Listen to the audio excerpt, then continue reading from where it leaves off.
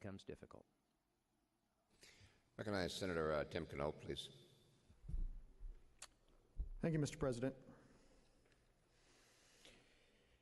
So the federal government is threatening the state of Oregon with the potential loss of education dollars if we don't meet their demands regarding Smarter Balanced Common Core testing. House Bill 2655 is about parents and students and their right to decide what's best for their education. In the broader context, House Bill 2655 is about states' rights. House Bill 2655 makes sure that all government entities respect the rights of the individual. I think when we all took our oath of office to become state senators, we swore an oath to support the Constitution of the state of Oregon and the United States. Nowhere in the U.S. Constitution is education an enumerated power of the federal government. In other words, education was an issue that was left to the states by the 10th Amendment.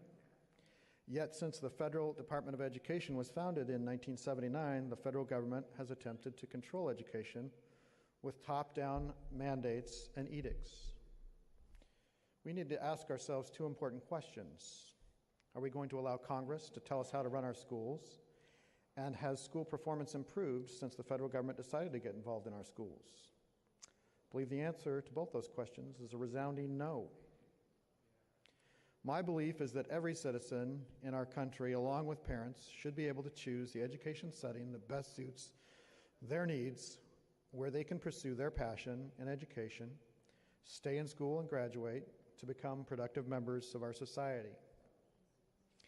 Because I care about education, I have taken the time to visit many of our schools and meet with students and parents and teachers and administrators and other school staff. I've listened to their concerns, and the bills that I support are a reflection of those concerns. House Bill 2655 requires student data privacy standards along with the ability to have a student opt out of Smarter Balanced Standardized Common Core tests. Having listened to many education professionals, I can tell you that preparing students for this test and the testing itself can take up to 3 weeks of valuable education instruction time, and that takes time away from our kids. To me, that's just plain irresponsible.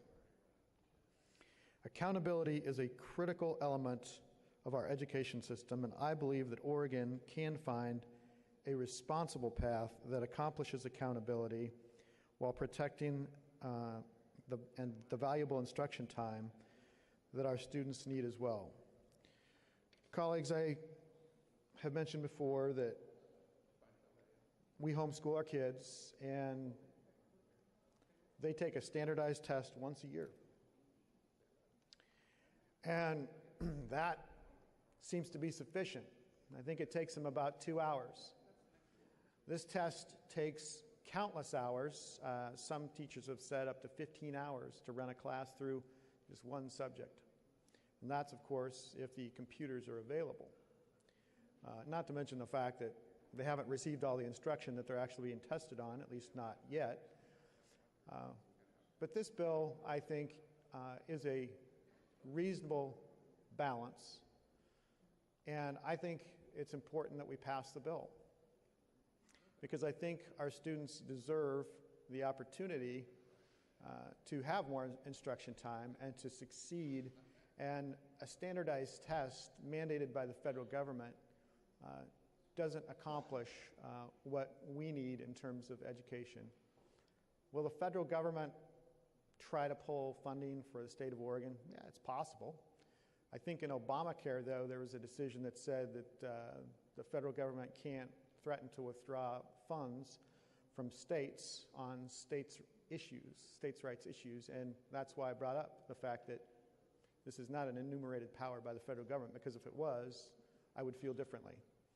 So, colleagues, I would urge you to support students, support parents, and pass House Bill 2655B.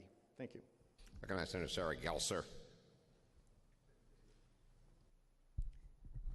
Thank you, Mr. President. I've had a journey with this bill. I started at the beginning of the session